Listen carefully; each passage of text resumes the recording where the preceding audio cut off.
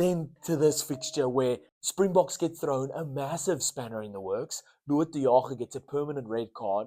One of the most shocking red card calls I've ever witnessed. Last week we saw Tyke Byrne one get overturned.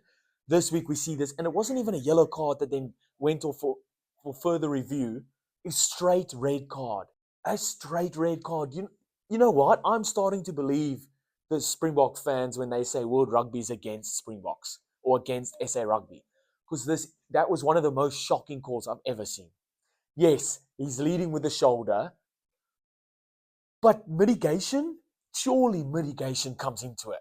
Ramos has dropped to his knees from another Springbok tackler. If Ramos was standing upright, Lood De Jager would have hit him in the waist.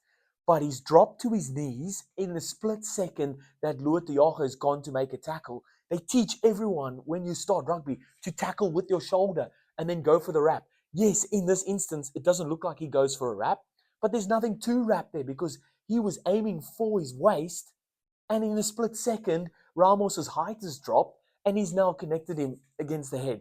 The slow-mo of it looks ugly. The still picture looks ugly. But mitigation has to come into it.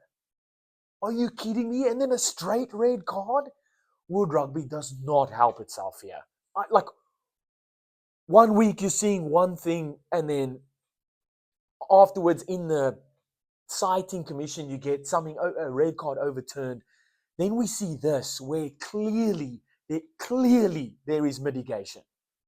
Ramos's height has dropped significantly. Okay?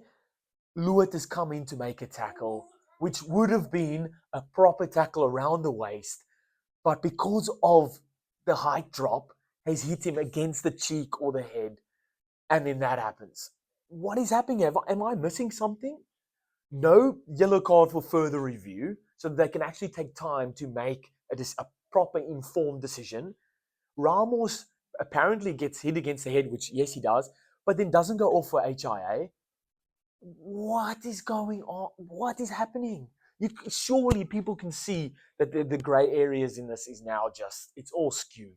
No one knows anymore what's happening. You could have the same problem or the same incident happen and refs could call two totally different calls on it.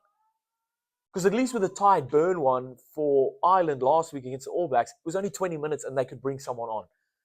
But this one was a permanent red card, so no one could be subbed on. Springboks paid for most of the game with a man down.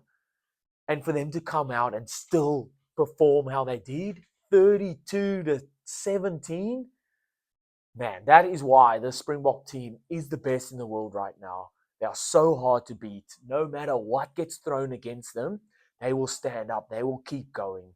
They will stand up and they will keep going. What a performance from the Bokke.